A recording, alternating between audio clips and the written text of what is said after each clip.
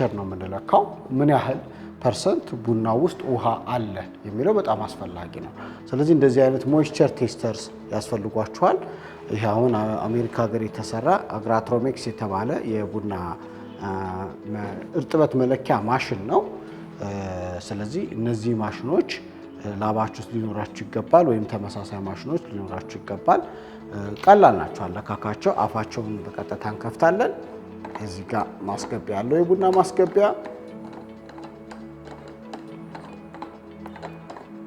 ይሄን ከፍታለሁ። ከዛም በኋላ ሃንድ ፉል ኦፍ ኮፊ እዚህ አፉ ላይ ጨምራለሁ። ማሽኑ ሲግናል አለው ውስጥ ዲቴክት የሚያደርግበት የውሃውን መጠን። ከዛም በኋላ እዚህ ውስጥ አስገባለሁ። ተጨማሪ ትንሽ መጠን ያስፈልገኛል። በዚህ ሌቭል በጣም አንሞላውም። ትንሽዬ ደርበብ አድርገን በዚህ ሌቭል ላይ እናስደርጋለን። ከዛም በኋላ ክዳኑን መልሼ ከድናለሁ ማለት ነው። እንደዚህ አድርገና ከድናለሁኝ። እቺ እዚህ ጋር ጉድጓድ ነገር የምትመስለው ሴንተር ላይ እስከምትመጣ ድረስ መዘጋት አለበት። ስለዚህ በዛ መሰረት ጥብቅ አድርጌ ዘጋና አስረዋለሁ ማለት ነው። አሁን እንደምታዩት ሴንተር ላይ ሆነች። ተናረግን ከዚህም ግጥም አርኩኝ። ከዛ በኋላ ኦን ኦፍ አለው ማሽኑ። ኦን ብዬ እሰጠዋለሁ። አቬሬጅ 3 ጊዜ ይለካ ይለኛል። ከዛን አቬሬጁን መውሰድ ትችላላችሁ ይላል። ቡና አረንጓዴ ወይ ግሪን ኮፊ ገብቷል ማለት ነው። የተለያየ ቡና ይዘት ሊኖረው ይችላል። በጀምፐል ደረጃ ሊሆን ይችላል፣ በፓርችመንት ደረጃ ሊሆን ይችላል። አሁን ግን የተፈለፈለ ቡና ስለሆነ ግሪን ኮፊ ቢን ይላልና እሱ ከገባ በኋላ ከዛን ቴስት የሚለውን ቀጥታ እንነካለን። ቴስት የምትላለች ከስሯ እሷኛውን ከርሰር እጫናታለሁ ይላል። ቴስቲንግ ይላል ማለት ነው። በቀላል ማሽን ነው። አስገባችሁ ቴስት እያረኩላችሁ ነው። ምን ያህል የውሃ መጠን ውስጡ እንዳለ መለካት አስፈላጊ ነው። እንደምታዩት አሁን እዚህ ጋር 12.5% አካባቢ ያሳያል። ኮሬክሽን ፋክተር አለው 1 ፖይንት። ይሄ ቡና 11.5 አካባቢ ነው የሚሆነው።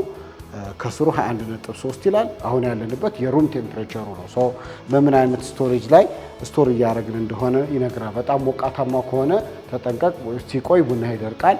እርጥበታማ ከሆነ ደግሞ ትንሽ ሞይስቸር ሊስብ ይችላልና አማካኝ ያለበት የመጋዘናችሁ ሁኔታ በጣም እርጥበት የማይስብ በጣም ሙቀት የሚያስገብብ መሆን መቻል ይኖርበታል። አለበለዚያ ሁለቱም የቡና ሞይስቸር ተጽዕኖ ያመጣል። አሁን ወደ ላይ በተለይ ከ12.5 በላይ ሲሆን ሞይስቸር ሌቭሉ በሚጓጓዝበት ጊዜ ቡናው ታሽጎ ኮንቴነር ውስጥ ገብቶ በሚሄድበት ሰዓት ላይ እርጥበት ስላለው ይሻግታል። ይሄ ሻጋታ ደግሞ ውጭ ሀገር ሲደርስ ወይንም ተረካዮቹ ጋር ሲደርስ ሻግቶ ስለሚደርስ እሱ ፈንገስ ያመጣል።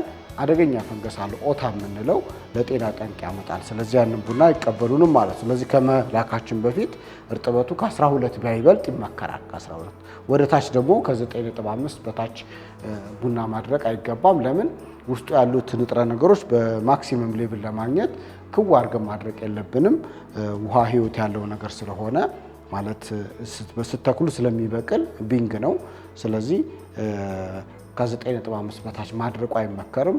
አለበለዚያ ውስጡ ያሉት ጣዕሙ ቡና የሚያሰኙ ንጥረ ነገሮች ይጎዳሉ ማለት ነው። ስለዚህ ከ9.5 ከ12 ላይ ባለው ሂደት ውስጥ ወደ ውጭ ሀገር ታሽጎ በኮንቴነር ሊሄድ ይችላል ማለት ነው። ስለዚህ ለሱ የምንጠቀምበት የቡና መለኪያ ሞይስቸር ቴስተር ይባላል።